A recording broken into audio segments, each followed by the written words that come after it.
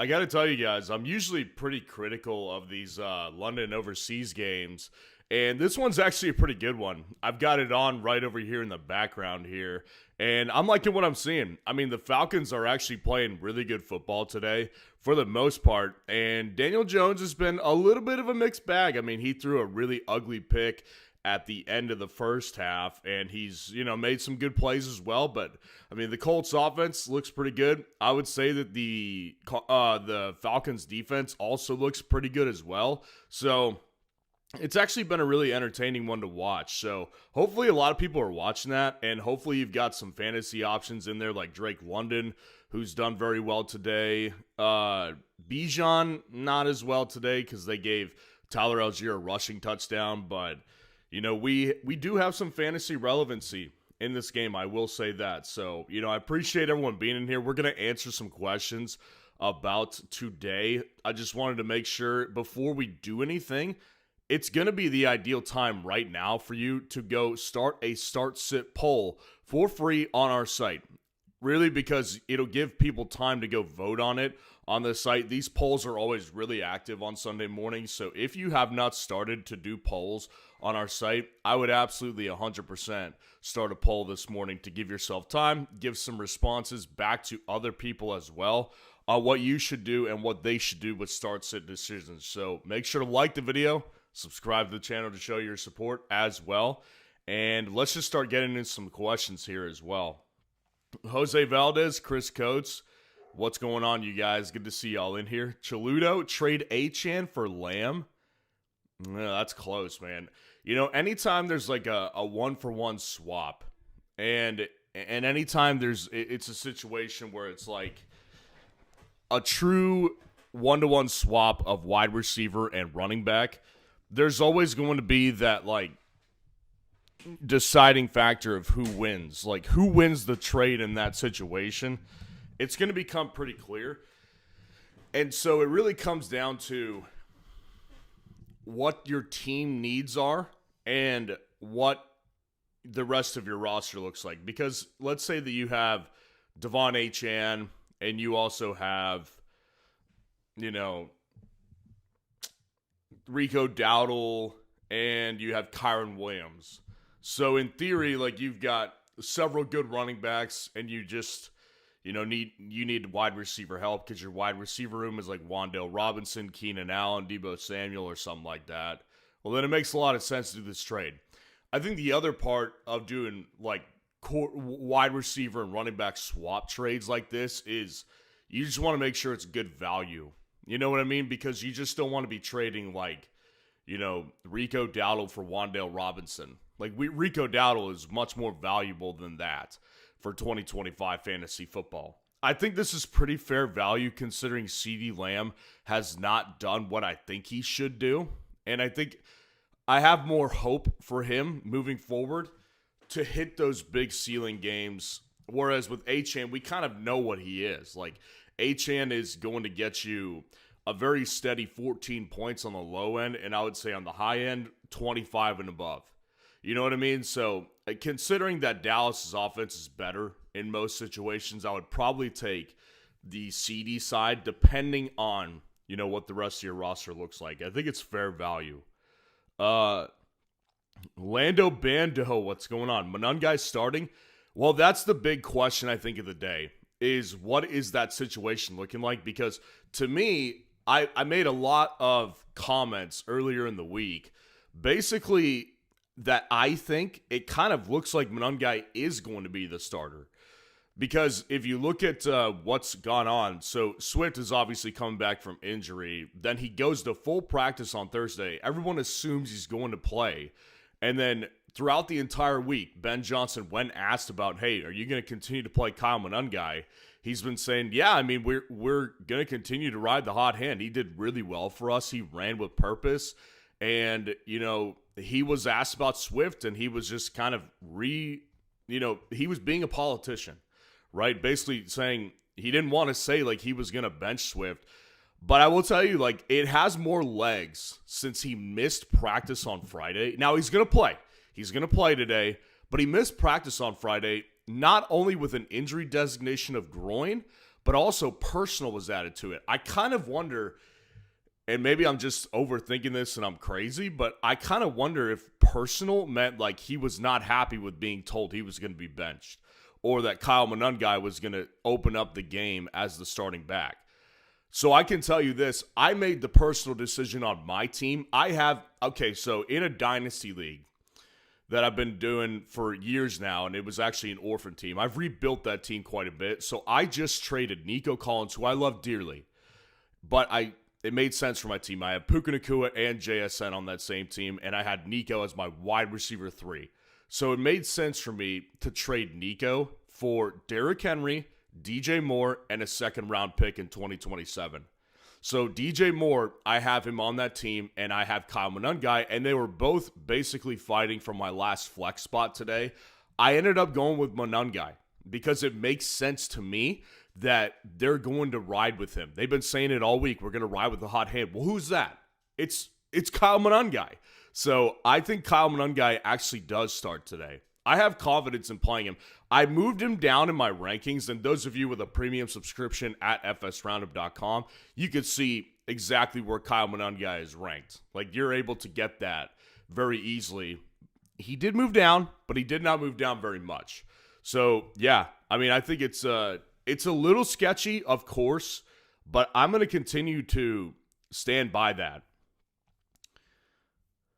Richard Cranium, what's going on? Appreciate the super chat. Yo, I'm 7-2 and doing awesome because of your info. Well, I appreciate that, but you're the one pulling the trigger. All I can do is tell you what I think, and you make the decision. So I can't take much credit for it. I'm just happy to be along for the ride. Quarterback Hurts or Williams this week. Running back pick 2. Breece Hall, Rachaad White, Kyron Williams, or Kyle Monangai. Okay, so quarterback, Hurts or Caleb this week. I think they're both really good plays. I mean, it's kind of a crazy thing to think about benching a guy like Jalen Hurts, who has not had but one bad game this year. I mean, if you look at his numbers, right, and this is all free information on our site, fsroundup.com, so you can go check out these numbers for free. Like, you can look through his game log, 25 points in week 8, in week 7, 24 points, week 6, 21, week 5, 19. Like, he has had not one bad game. He had one bad game in week 2 where he had 11.5 fantasy points. But that's it. So Jalen Hurts is definitely the safer player between him and Caleb Williams. Caleb Williams, as we all know, he could have miserably bad games where he gets 6 or 7 fantasy points. But he can also win you a week.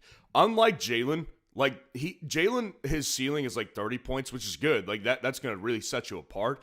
But Caleb last week, 38.7 points. Now, it was against the Bengals, but this week he's playing the Giants, who I've been very disappointed in because I expected a lot more from the Giants defense.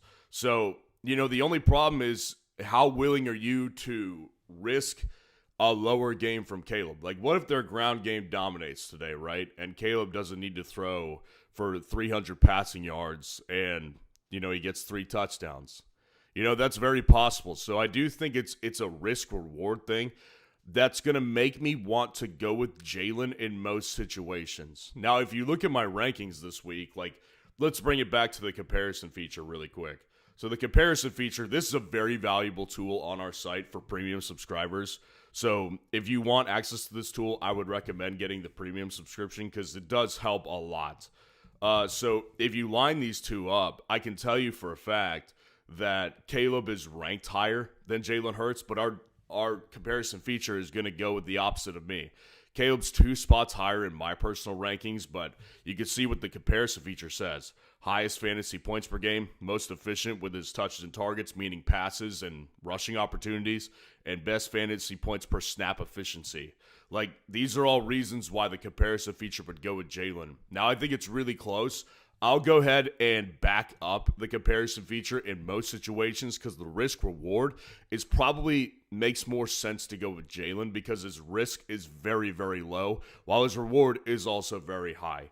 So I would probably go with Jalen Hurts in that situation. And then the other part of the question, which is the pick 2 running backs, Breece, Rachaad White, Kyron Williams, or Kyle Monangai. So Kyron Williams is going in. And I get it. It's not been the most fun to play Kyron Williams on a per game basis because there is definitely a lot of volatility involved. And he's had one really big game, which was that game against the 49ers. And I think it was in like week 4. Maybe not week 5. Yeah, week 5 he had that really big game, 31 points. But other than that, I mean, it has been, semi-disappointing. But Kyron, to me, is too important, and I think particularly today against the 49ers, there will be a high-scoring game. So I do expect a lot of points, so I want options in that matchup. Kyron, for me, is definitely going in. And then for the other one, I'm going to rule Breece out. And the reason I will is because I'll personally play Kyle Monangai over Breece, only because I think the offense just has more firepower. And Breece, he's taken on one of the best run defenses in the league, and he's on a team that is like, it's just dysfunction leaks into fantasy football. That's why I always say, like, the importance of watching film for fantasy football creators is enormously high, and you don't find many that watch it. And that's why you see people trade for Breece Hall. And it's like, trading for Breece Hall in some situations makes sense. I'm not saying it doesn't ever make sense, but I am saying that, like, when you're on this bad of a team, it's just not going to be a good situation every single week. So matchup, I do not like it for Breece Hall whatsoever this week.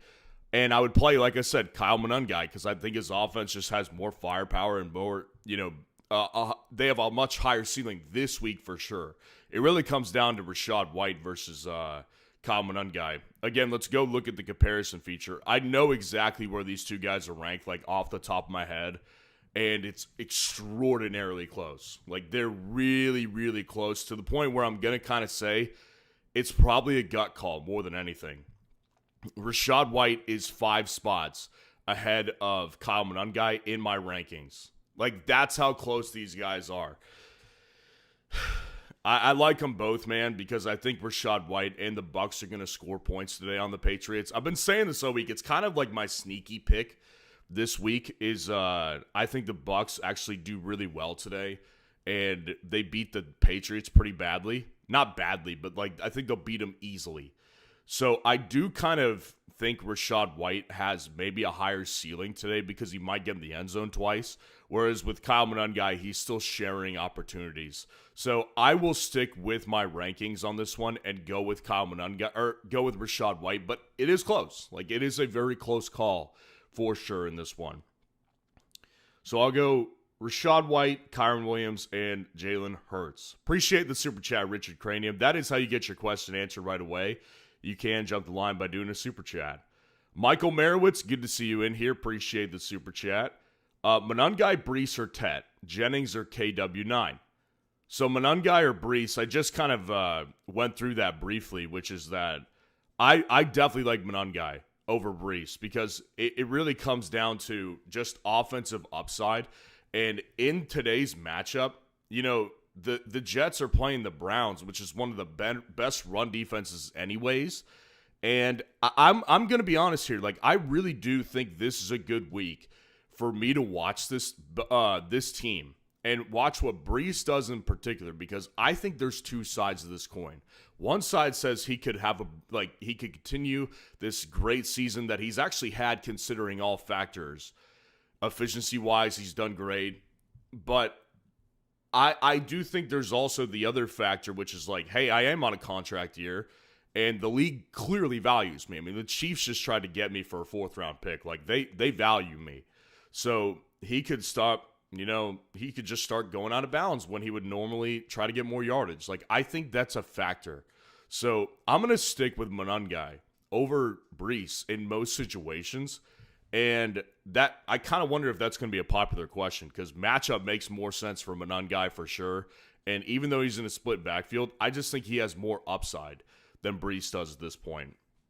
And then the other real question, I think, is Tet versus Kyle Monangai. And I do think of Tet as a guy with a safer floor, 100%. Like, I think Tet McMillan has the safer floor between him and Monangai, and I would bet they're probably really closely ranked for me too. Let's look it up. So Tet McMillan versus Kyle Monangai in the comparison feature. So Tet is 4 spots ranked ahead of Kyle Monangai. Yeah, I think I'll stick with this ranking because I do think of Tet as a safer floor play than Kyle. Like Kyle, I think this week, his ceiling is probably lower than it was last week because of Swift being back. Like if Swift was not there, I would be all over Monangai once again. Like I think Monangai would be like a borderline top 12 play for me this week if if DeAndre Swift was not there. But since he is there, I believe he will be involved. And I like the matchup, but I don't like it enough to where I'm going to play him over a guy that is clearly the wide receiver 1 on his team. And they're playing against a soft defense this week too with the New Orleans Saints matchup. So I'll stick with my rankings here. I'll go with Tet as your flex option right there. And then the other part of the question was Jawan Jennings or KW9. I'm assuming Jawan Jennings. If it is Jawan Jennings, I'll take I know Kenneth is probably ranked higher, but I will take Jennings. I do think, man, like Kenneth just has like very little upside at this point. I mean, he really does. He is a floor play. Like there's no excitement to play Kenneth. None. Like Kenneth Walker at best is going to give you 12 points. It feels like it, and I do think he could get you like 18 like once or twice this year because he does have the big play ability. But it's just been not fun. And I think that Jennings is a low ceiling guy as well. But the reason I'm going to go with Jennings is because of the fact that in this matchup versus the Rams, I do think there will be a lot of scoring going on. So I feel like it is in the best interest of fantasy football teams to play a guy on a more high scoring matchup than a lower scoring matchup, which I think, like, I actually think Arizona-Seattle might get interesting today, but I do think Seattle will win. But either way, I mean, Seattle's offense has done so well without Kenneth needing to be a dominant fantasy player. So I'll go ahead and stick with my gut here, and I'll say Jawan Jennings. Now, if it's Terrell Jennings, I'll definitely go with Terrell Jennings as well. So either way, I'm not playing Kenneth in your situation. Appreciate the super chat. Lobster Lover, what's going on, man? Appreciate the super chat. Who would you start today in flex? Dallas Goedert or Romeo Doubs? That's a really good question, man. That's a really tough one, actually. I think that when it comes to, and I say this sometimes, like when it comes to tight ends and playing them over wide receivers or running backs, I think that a couple things need to happen. Number one is that I'm watching Jonathan Taylor break off for a run. JT down the sidelines. He's going in, dude. JT, big, massive touchdown. I hope you had him in fantasy. JT just had a blazing touchdown, dude. Probably like 60 yards. That was awesome. That was freaking awesome. Okay, sorry. So I think that when it comes to tight ends and playing them over wide receivers or running backs, you have to really be like in the top tier discussion for me to consider it. Like, for example, Brock Bowers, Tucker Kraft when he's healthy, Trey McBride, even Aronde Gadsden is kind of like entering into that discussion of like, yeah, I think I would play those types of guys. And I think that Goddard has done so well. Like, if you look at Goddard's numbers this year, it's actually impressive because what we've basically seen from him is extreme efficiency on limited work. I mean, this is a guy, so Goddard, I mean, just use week 8, for example, right? 3 targets, 3 catches, 2 touchdowns. Now, that's like the perfect highlighter for what has actually happened for Goddard this year. Like, Goddard has had 39 targets on the year, 30 catches for 7 touchdowns. Like, this kind of reminds me of Mark Andrews' season from last year, where Andrews was not getting many targets on a per-game basis, but his red zone involvement was so awesome on a weekly basis that you kind of just felt like you had to play him. So Goddard has become that this year because his red zone usage has been very, very consistent and very steady. Now, here's my thing. I think Green Bay is going to get up to play for this one because they get up for bigger games. And I just think of it as like, okay, Dobbs is in this position now where even if they don't want to use the guy 10 to 12 times a game, they have no choice. They have no choice.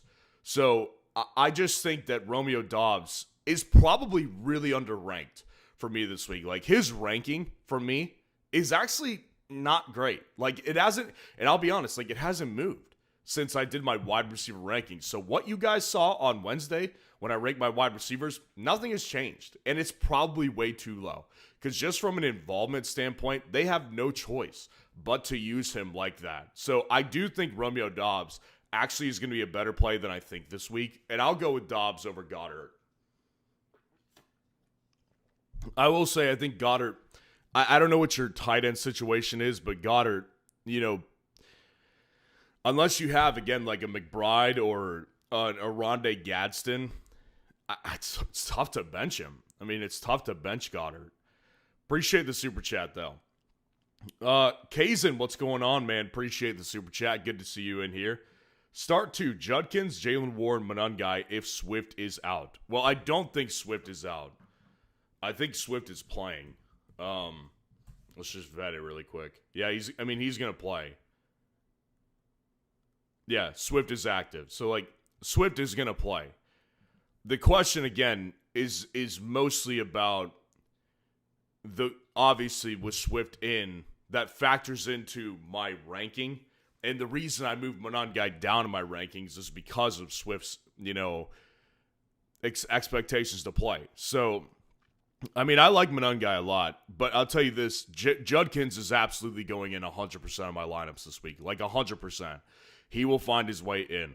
I think of it as like, okay, Judkins, again, this is a very like popular thing I'll continue to say because it makes complete sense when you think about it. The 2 games that Judkins has had bad games, what happened? So against the Steelers, I think it was in week 6. Yeah, week 6 against the Steelers. Judkins had 12 carries for 36 yards. Well, what happened in that game? The Steelers won 23-9. What also led to that? Well, the Steelers, I give a lot of grief to Tomlin and the coaching staff and the defense, but they know how to play defense. And they do know that, like, if you watch Dylan Gabriel play, all you have to do is shut down the run, stack the box, and make that guy beat you with his arm. And he can't. So they set a blueprint here, right, in this game. Then in week 7, they play a lousy Miami Dolphins at home in bad weather. Judkins goes off, and that defense is incompetent. But in week 8, they lose badly to the Patriots, and the same thing happens. 9 carries for 19 yards. Why? Because the defense knows how to play him. And a good defense, a competent defense, knows we got to stack the box. Well, I got news for people. The Jets are anything but a competent defense. They have no idea what they're doing, and they already don't have the personnel for it anymore. Judkins finds his way into 100% of my lineups today. And the other part, which is Jalen Warren versus Monangai, it's very close. I actually ended up ranking them both pretty close to each other this week. And I think my ultimate problem with Jalen Warren this week is that I just have an underlying belief that the Chargers are going to beat the Steelers pretty easily tonight. And so I just kind of worry about Warren's red zone upside. And that's kind of been like his path to the end zone this year. Now, Warren has been a really good pass catching back this year, which is kind of like really improved. Like, it's completely made Warren a little bust proof in fantasy this year. Like, he's 9.2 yards per reception. That's a really good number for a running back. So it's tough, man. I know for a fact, like, my rankings have Kyle Monangai over Jalen Warren. I'm struggling with this one, though. I'm really struggling. Just to show you, Jalen Warren, 2 spots behind Kyle Monangai in my rankings. Monangai's 39th, Jalen Warren's 41. I think they're both solid options. I really do. I think that Warren's got a safer floor and probably just as high of a ceiling. So I can understand going with Warren. I'll probably go with Warren. But it is a gut call. When you've got two guys that are this close to my rankings, it's always a gut call. So I will tell you, go with your gut, but I'll probably go with Warren. Appreciate the super chat. Migs, what's going on? Appreciate the super chat. Question in the chat. Great vids as always. Well, I appreciate that. Appreciate you being in here. Start Loveland, Hawker, Barner.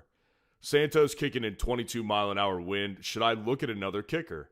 Little or Elliott? Also, I was the guy you told to pick up Fant over Loveland last Sunday.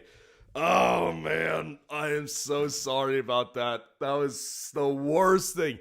I felt so bad. And you probably heard me all week. Like, I've been very apologetic about that because I wasn't trying to be a jerk. You know what I mean? Like, I wasn't trying to be a jerk, but I was definitely dismissive of that because I just hadn't seen enough from Loveland this year. So I am very sorry about that. That definitely bothers me for sure.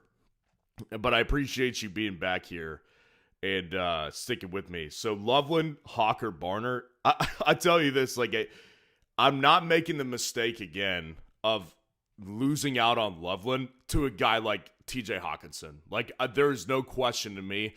I'll play Loveland over Hawkinson. The real question is Loveland or Barner. And I got to tell you this, like, Barner has done well on a per-touch basis this year. If you actually look at the guy, like, it's kind of very similar to what we've gotten with Dallas Goedert. Like, it actually really is pretty similar. 26 targets, 21 catches, 4 touchdowns. Like, that's pretty good. That's a touchdown every 5 catches, basically. So it's got some Dallas Goedert to this one. The problem that I don't like, and I've said this a lot, unless you're Baltimore, that's basically the only team this year where I can say 2 tight ends, I'm okay with playing one. I'm okay with playing both of them. Cleveland, yeah, I would say that they're in that position as well. The Seahawks, man, like, it's either going to be Barner or it's Arroyo. Like last week, for example, right? The Seahawks, now I think both Barner and Elijah Arroyo scored, but they didn't take their foot off the gas of the Commanders last week. They scored 38 points. I don't see 38 points today, so I don't see both tight ends doing well in fantasy. It's one or the other. And to me, like, even with Cole Kmet back in the lineup, you know, what we saw last week with Loveland was real. Like, I really do believe that. So I am not making the mistake again. I'm going to go ahead and play Loveland, take that upside over both of them. And then the kicker situation, yeah, the weather with the Giants and the Bears today is another reason I'm choosing to start Monangai over DJ Moore in my own situation. I think that personally, if you were to replace Santos, and Santos was inside my top 12 this week, so I'll just, you know, should I do it? I'm going to be generous for a minute, just a little bit. But after this, you got to pay to see the rankings. But I'm going to be generous. We'll stack up my kickers really quick.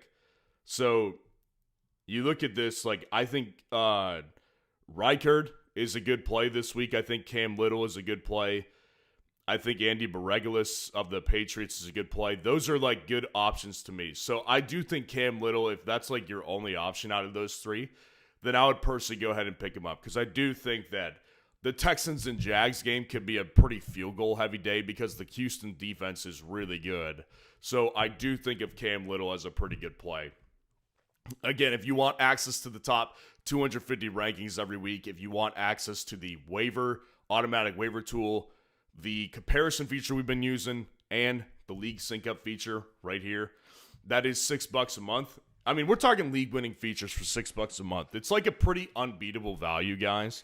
And also, I do team breakdowns, and it's pretty critical to do these team breakdowns now.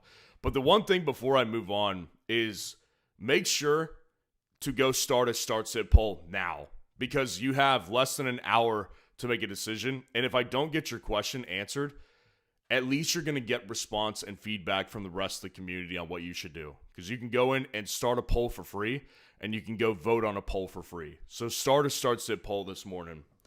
But appreciate the super chat. Again, Migs, appreciate you being back here. Really quick, Braxton Walker asked, how was the wedding last night? It was really good. Yeah, it was a childhood friend, man. I mean, we've been friends for as long as I can remember being alive. So we went to that last night. I had plenty to drink, I'll tell you that. So I broke it down on the dance floor a couple times. Yeah, it was fun. No, it was a good time. Appreciate you asking about it.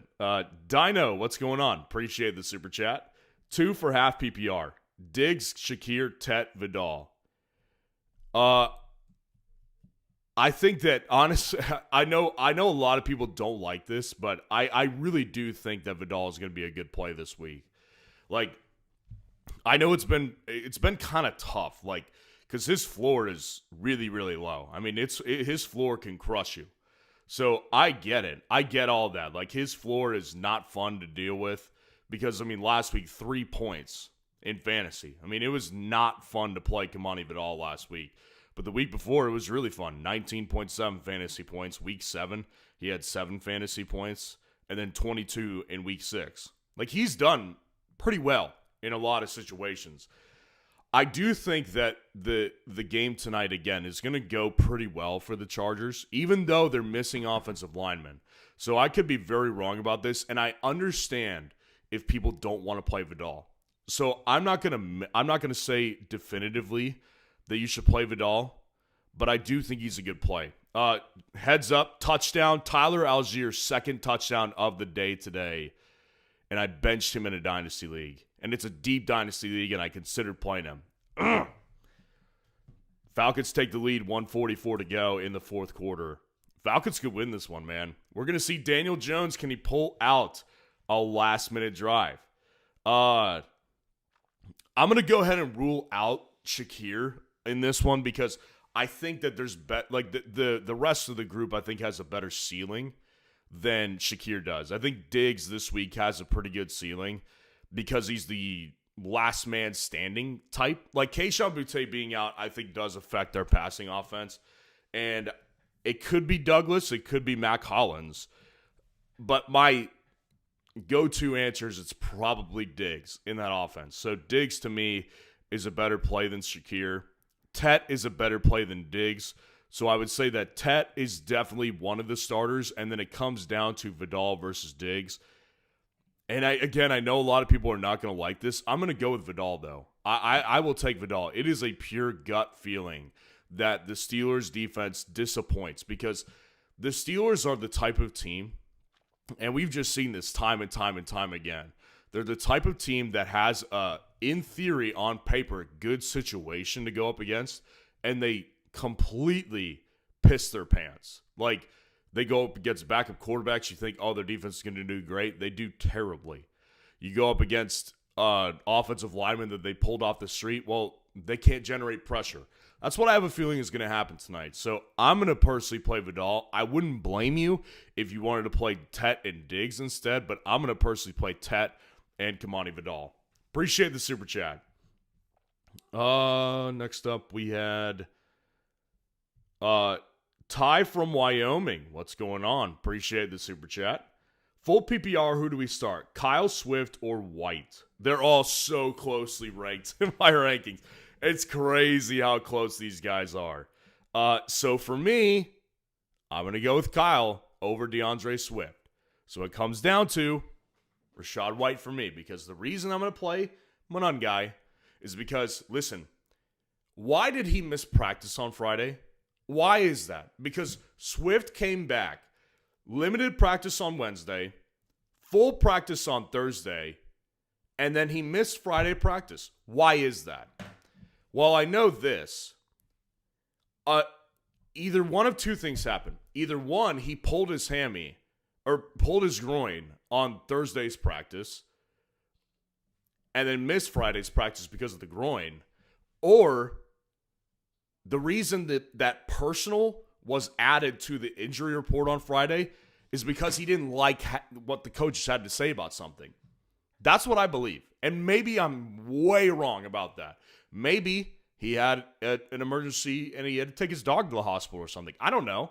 I don't know these players. Like, I could be wrong, but I'm just telling you, like, if I look at the personal tag added to that injury report, and then I combine that with what I saw from Ben Johnson's comments this whole week, basically saying, like, when asked, Kyle Monangai, DeAndre Swift questions, he was telling people, like, I like the hot hand, and Monangai has done very well for us.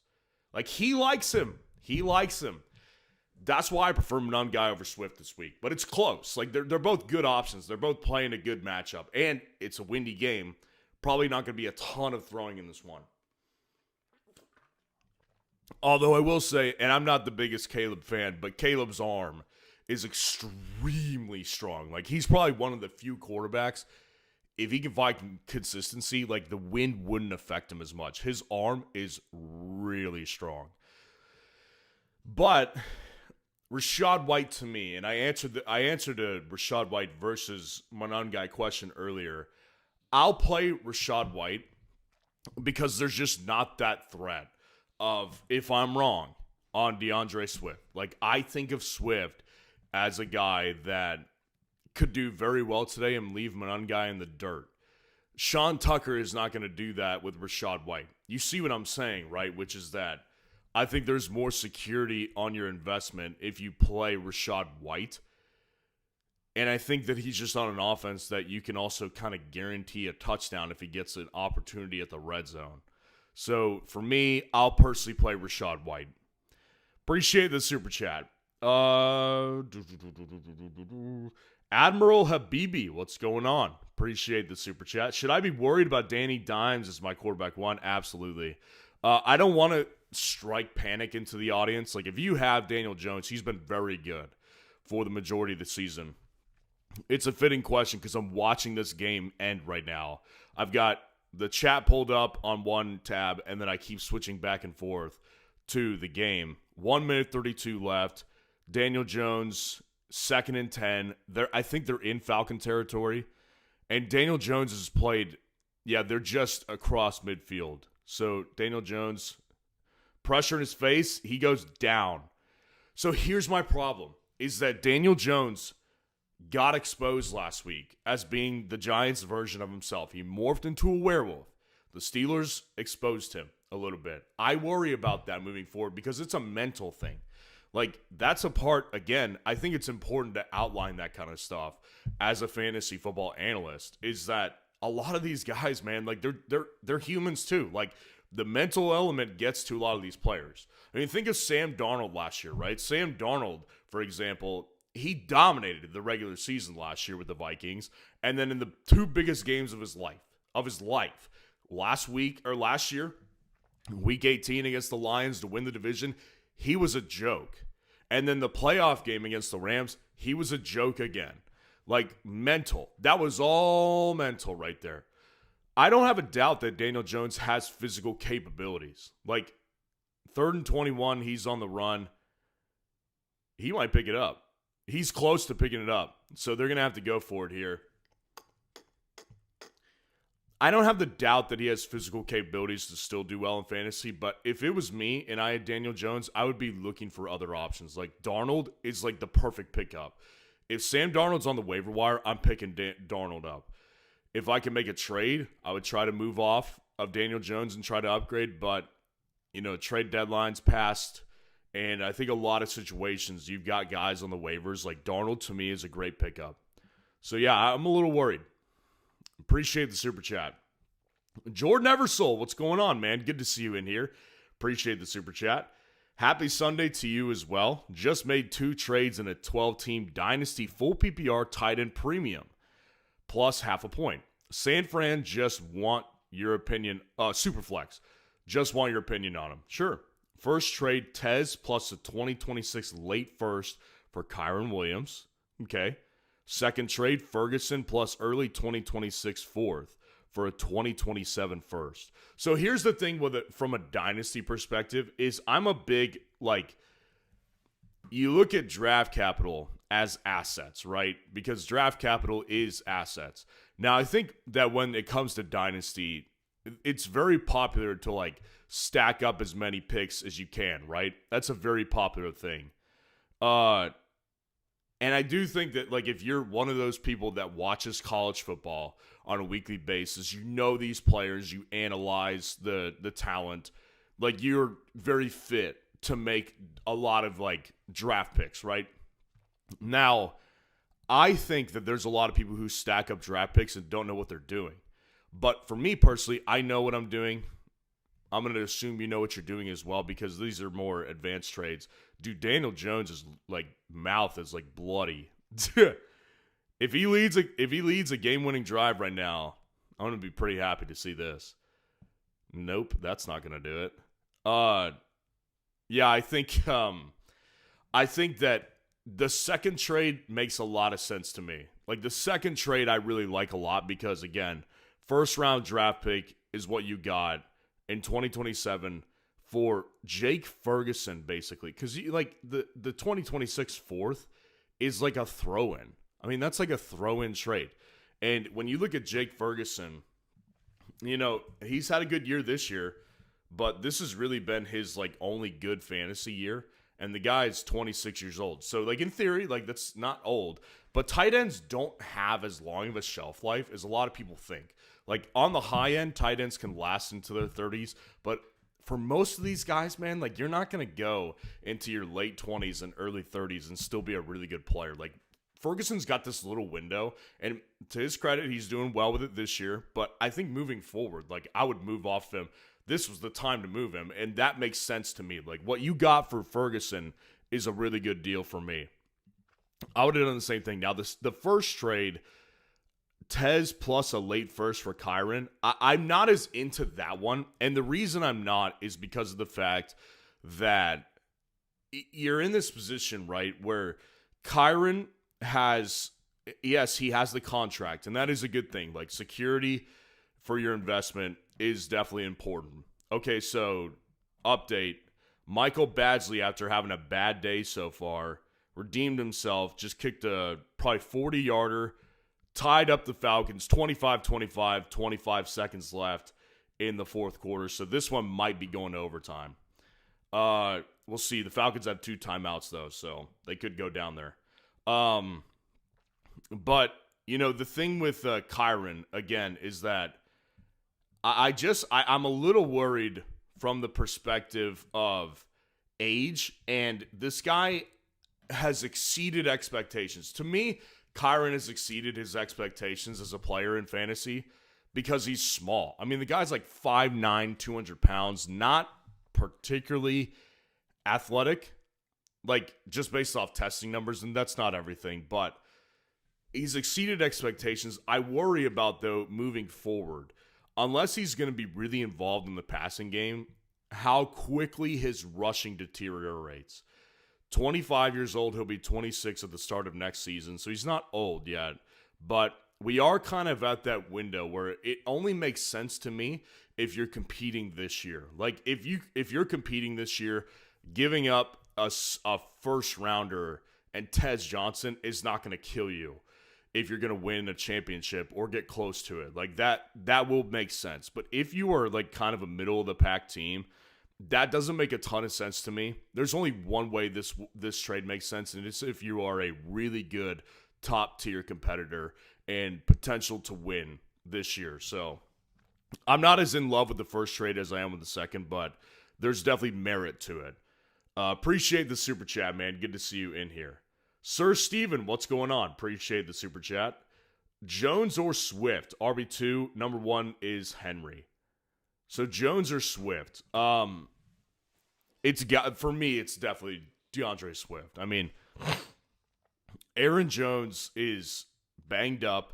He's been banged up the whole year. And yeah, I mean, you could argue. I mean, Swift is banged up too. Like, you could definitely argue that with me.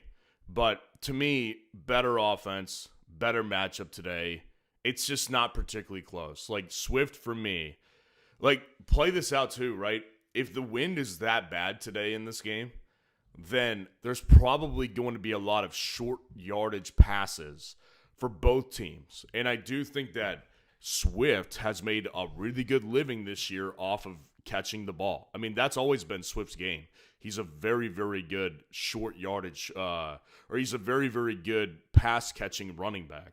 So I do think for me it's an easy Swift. His ceiling is much higher than Aaron Jones' ceiling, and I do think that Aaron Jones, I mean, he's just very capped to me. Like his upside on a weekly basis just hasn't been very high, and he's still dealing with injuries for sure. So yeah, I think for me it's a pretty easy DeAndre Swift. Appreciate the super chat. Update.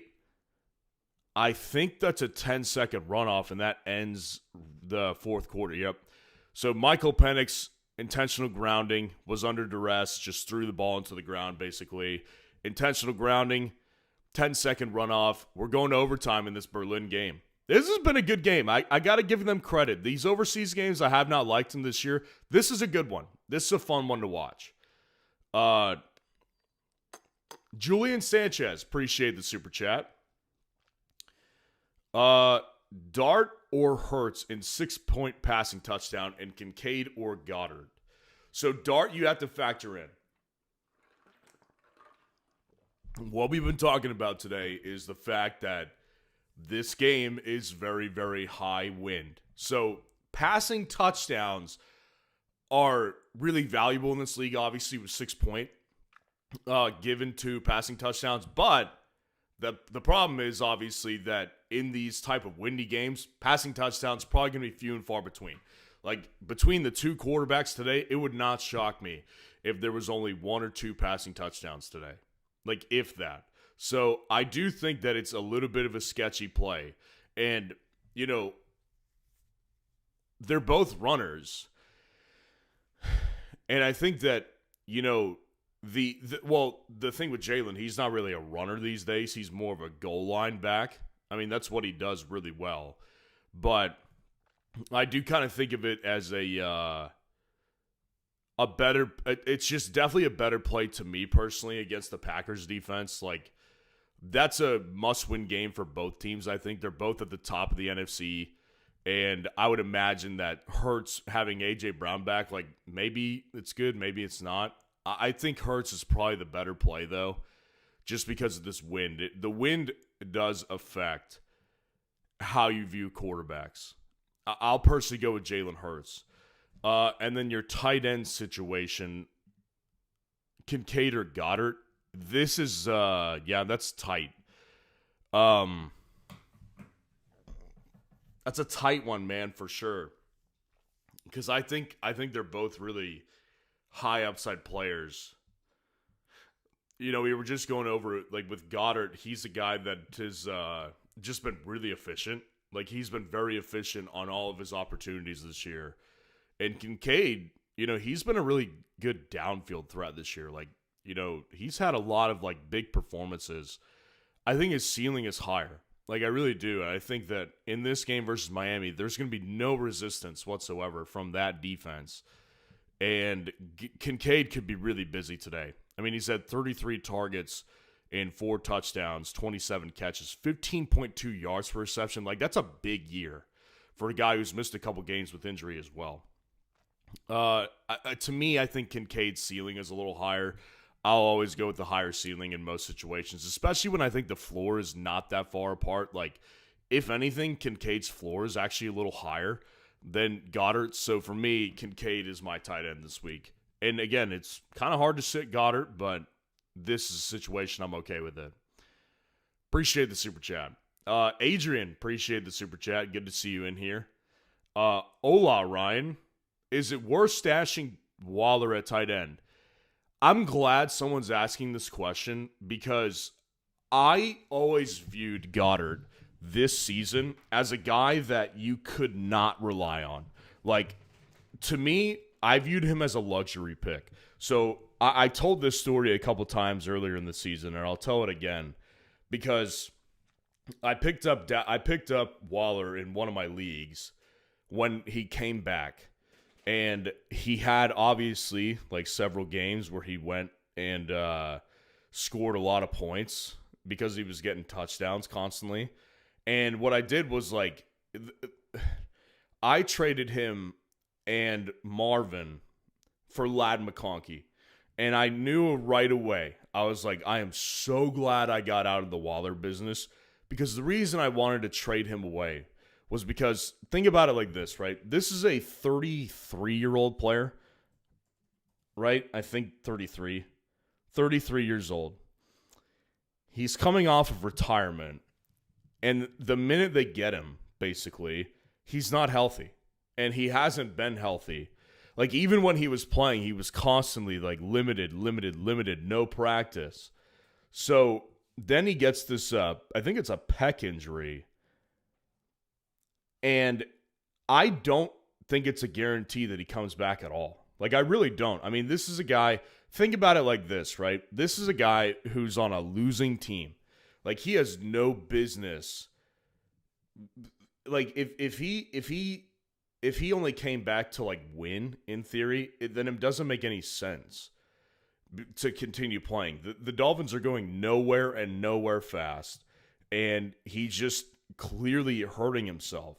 And he's a touchdown upside guy, I get that, but to me, like, it doesn't make a lot of sense. There's a lot better. Like, Darnell Washington in Pittsburgh, like, he's a better stash at tight end to me than Darren Waller, right? Like, Darren Waller doesn't make a ton of sense to me.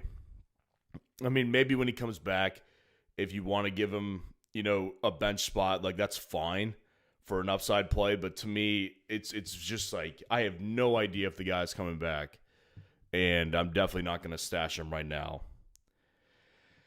Appreciate the super chat, though. I am glad we cleared up that question, because I just don't view him as a very valuable guy.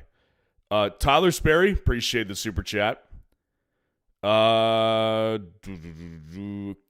or White, Prater or Falk, start one each. So I'm assuming you meant Prater or Nick Folk. So I'll go with that question. And I think the way I look at Prater this week is I'm not as big on him from a fantasy perspective this week, because I don't think, like, we saw it last week, and this was something I actually thought was going to be different. I ranked Prater really high in my kicker rankings last week because I thought that the Chiefs would stop the Bills a couple times and make them kick field goals. Well, that did not happen. Like, not even close. So what happened was that they were extremely efficient on all of their opportunities, and they got 4 touchdowns in that game, which means that Prater kicked 4 extra points, and he got 4 points in fantasy. Now look at this week, right? What resistance are the Dolphins' defense going to give the Bills' offense? Probably not much. So to me, he's in a very similar situation this week, where it's like, okay, he could very easily kick 5 extra points, but he's just not going to kick many field goals. So I think that his ceiling is very low. His ceiling might be a little higher than I think, but I think his floor is really low. And on Folk's end of things, you know, Folk has actually done pretty well in fantasy, and I haven't ranked him in my top 12. But the reality is, like, today against the Browns, it's a matchup against a defense that's already really good, and the Jets' offense isn't good, right? So, like, even if the Jets score 12 points, if that's 4 field goals from a 40-yard range, well, I mean, that's 16 points for you. That's a really good play to make. So Folk, to me, is definitely the better play in Week 10 than Prater is. And the first question was Kyron or Rachaad White. Yeah, and I get it. Like, Kyron has not been the most fun to play again, but I think about this and remember this, like, Kyron's best game this year was against the 49ers in Week 5 when they put up 23 points as a collective team, and Kyron was really dominant through the air. And I'm not saying that he's going to have that same level of upside in this game necessarily, but I am saying that Kyron's ceiling is just so much higher than Rachaad White's, and it's against a defense that has no chance of stopping the Rams. Like, honestly, guys, I think people need to really appreciate what we've seen from the 49ers coaching staff this year. This has been a coaching clinic in San Francisco this year. They have done so well with so little. It's so impressive, actually. So I'm really impressed with the 49ers coaching staff. But the reality is, even they have to know, like, how are we going to stop the Rams today? So to me, Kyren is not going on my bench. Like, in this matchup, and Rachaad White's just not the player Kyren is. Kyren is just a much better player than Rachaad White. So, yeah, for me, I'm personally going to go with Kyren Williams. Appreciate the super chat, Tyler. It's always good to see you in here. Watching this game, the Falcons are making moves. It's 3rd and 12.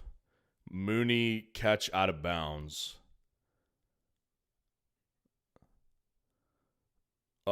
Stans Krilla, what's going on? Appreciate the super chat. We got to start moving through these a little faster. We got like 15 minutes. By the way, really quick, before I answer the super chat, make sure to post the start-sit poll on FS Roundup. It is the time to do it. We've got 15 minutes left until game time. Start-sit poll. They're very active on Sunday mornings. Get live feedback and results from the rest of the community on what you should do in your lineup. It's free to vote, free to start your own poll. And if you want access to my top 250 rankings, the automatic waiver tool, if you want the comparison feature, league sync up feature, that is the premium subscription, which is $6 a month.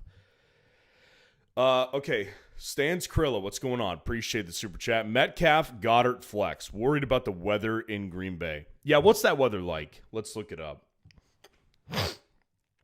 So Metcalf or Goddard, that is a situation where, you know, I could see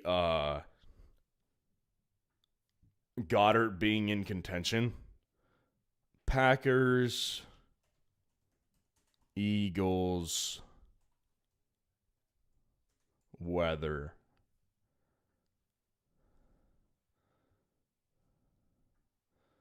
Let's see.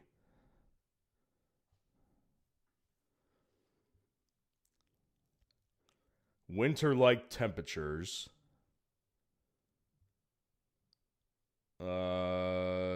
Temperature is going to be in the upper 30s. If it's just cold, that doesn't bother me at all. No precipitation. Chance of snow earlier in the weekend, but the sky's going to clear up. Yeah, cold weather does not bother me. Like, these are two cold weather teams that aren't going to care about weather. So, like, weather is a non-issue for me in this one. If it was, like, snowy or icy or, like, it was cold rain or maybe it was windy, that's a different story. But, like, these are two teams that are weathered to play in this kind of condition. So the concern is not weather whatsoever for me. The concern really, again, it boils down to what I've been talking about with Goddard, which is that Goddard is just a low-volume guy who has been in the end zone a lot. And that's how he's been able to have a high fantasy ceiling. And so I do think of Goddard as a guy that can easily get back in the end zone any week. But I will tell you this, like, DK Metcalf in this game tonight, I do think has a lot of value because I think that they're going to be in a negative game script. I really, truly believe this. So DK, like, he's scored more often than not this year. I mean, the Steelers have played 8 games, right? Because they've already had their bye week. So they've played 8 games, and DK Metcalf has 5 touchdowns. Like, he's going to score more often than not. So I would personally go ahead and take DK, but it's not because of weather. It's because I believe in his ability to get more volume this week than I believe in Goddard's. Appreciate the super chat. Bryant Reed, what's going on? Appreciate the super chat. Hall or Tracy at running back, and Roma Dunze or Smith at wide receiver. I'm not a big fan of Brees, but I'm definitely going to play him over Tracy. I definitely will.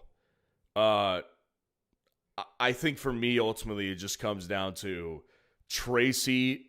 Yes, like, his matchup in theory is not bad, but Tracy's a split back who doesn't have much juice. Like, Tracy has been a really big disappointment for me this year personally because I was really big on him heading into the year. He fit a lot of breakout metrics, but, I mean, it's been really disappointing. I mean, he's been very inefficient on his work, and they're not trusting him with the full backfield. So, like, if he got the full backfield, maybe I would be inclined to pick him over Breece, but Breece is just a better player by far and away, and he'll get the majority of the backfield.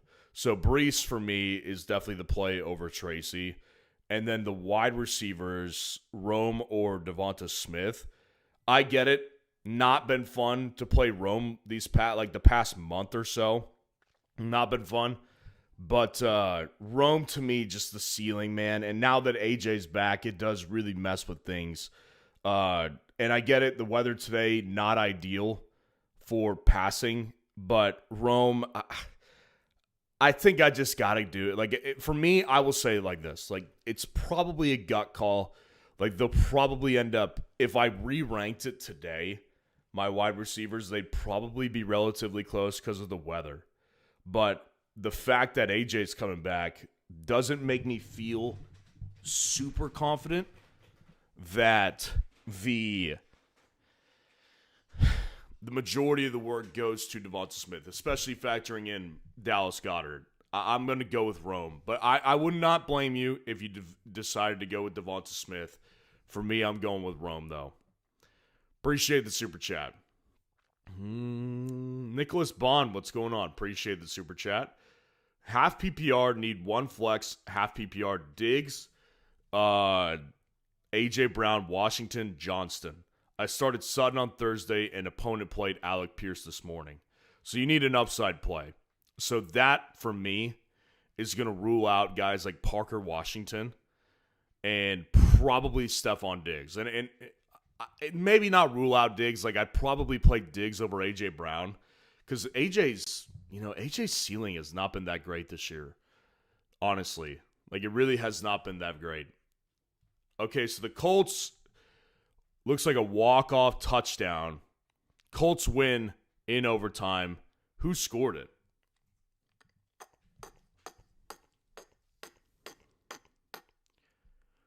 Let's see if I can find who scored that.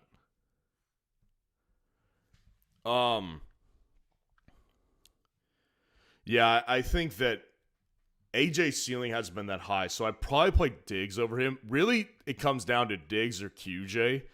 And for me, again, like, I think QJ is a really good play this week. Like, upside, definitely. You need an upside play. And upside, I think, is with QJ. I mean, think about it like this, right?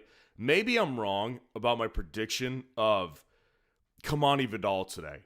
And maybe Kamani Vidal doesn't do well because they have no offensive lineman healthy and the front seven can get a push on the Chargers. But if I'm wrong about that, I don't see myself being wrong about the passing game. I think the passing game in Los Angeles will get after the Steelers secondary. And QJ last week was right back at it. I think QJ's upside is 20-plus points. I don't see that with Diggs. I don't really see that with A.J. Brown either. So I'm going to go ahead and stick with my gut, and that'll be QJ. Appreciate the super chat. Rachel Cruz, appreciate the super chat. Waddle, Travion Henderson, Warren, or Marvin. I'll rule out Warren because I'll play Marvin over him. Marvin and Waddle is a close one. Okay, Jonathan Taylor, walk-off touchdown. Jonathan Taylor, massive day, man. Massive day for JT, dude. Oh, JT is definitely in contention to be the MVP for me. Hopefully he gets consideration. Travion, I'll also play Marvin over Travion. Yeah, I'll play Marvin over Travion. So it comes down to Marvin versus Waddle. And here's the way I look at this. If Marvin was in a better matchup, I would play him. But since it's Seattle today, I don't like that. I think that Marvin could have a bad day because Seattle's defense is seeing what's going on. Like, everyone around the league is seeing what's going on. That Brissett is not great, but he's better than Kyler. And he's clearly opened up the middle of the field. And so McBride and Marvin, they're going to be a big part of the game plan. And they're going to be making sure that they have to beat us on the ground because they don't think that they can with Seattle's front seven. Whereas with Waddle, Buffalo's defense can be thrown on. And I do think that in Miami, it's favorable weather conditions for them. I think Waddle probably just ultimately has a higher floor than Marvin this week. I think Marvin's floor is pretty low. They both have a good amount of upside. I'll go with Waddle, though. Appreciate the super chat. Michael Monforto, what's going on? Appreciate the super chat. Full PPR need 2. Garrett Wilson, A.J. Brown, Waddle, and tight end Kittle or Laporta. So we'll go with the wide receivers really quick. A.J. Brown, Garrett Wilson, and Jalen Waddle. Garrett Wilson is going to be in my lineup for sure because I'll easily play Garrett Wilson over A.J. Brown.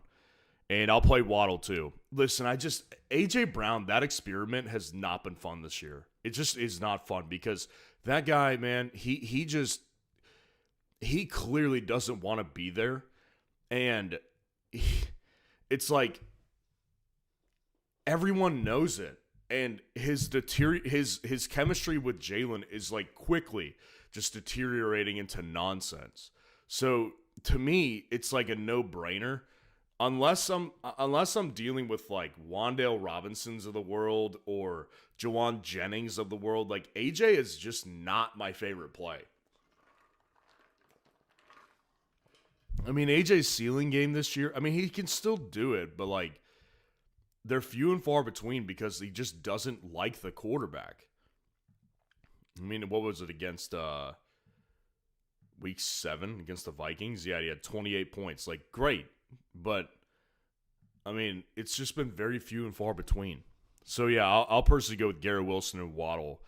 And then tight end, Kittle or Laporta. Kittle, I will say, this is the last week where I'm going to give Kittle the benefit of the doubt. I'm going to play Kittle this week personally, but I wouldn't blame you if you wanted to play Laporta. Laporta's got a really easy matchup today against the Commanders. The only problem I have with Laporta is because they obviously have tons of weapons. This is the last week, though, that I'm going to give Kittle the benefit of the doubt because I think that the matchup today, they're going to put up points against the Rams, and they just don't have enough weapons for me to really believe that Kittle shouldn't be involved. I'm going to go with Kittle, but it's the last week that I'm going to defend him.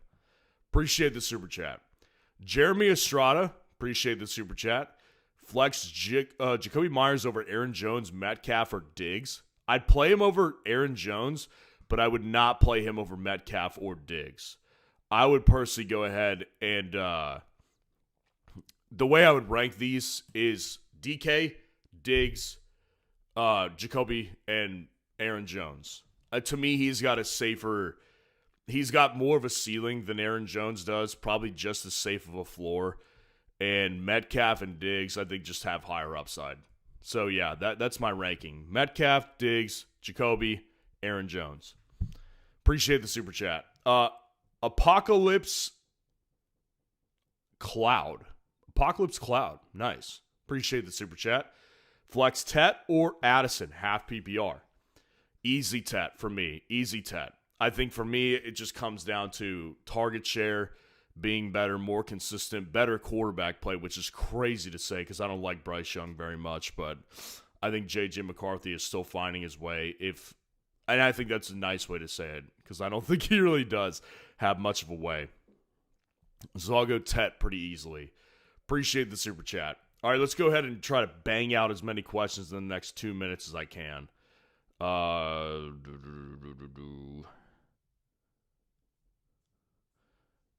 Start 2, Travion Henderson, Ted McMillan, Roma Dunze, and Kamani Vidal. I would personally go with Travion, and I would go with Tet because of the weather. Start 1, full PPR, White, Rome, or Henderson. I would personally go ahead and play Rachaad White. Start 3, Wan'Dale, DK, Olave, and Marv. Marv, DK, and I will go with Olave. Flex Gadsden or Monungai. I would personally go ahead and play Gadsden. Tet or Parker Washington, I would go with Tet. Flex Swift or Flowers or Garrett Wilson, I would personally go ahead and play Garrett Wilson. Jacoby Myers or Aaron Jones, I would go with Jacoby Myers. Baker or JJ. Baker for me. Drake May or Dart, I'd go with Drake May. DJ Moore or Tet, I would go with Tet. Aaron Jones or Jalen Warren, easy Jalen Warren for me. Rachaad White, Monungai, Roma Dunze, pick 2. I'd go with Rachaad White and Monungai now that this weather is nasty. Stafford or Dart, I would personally go with Stafford this week. Monungai or Vidal, I'd go with Monungai.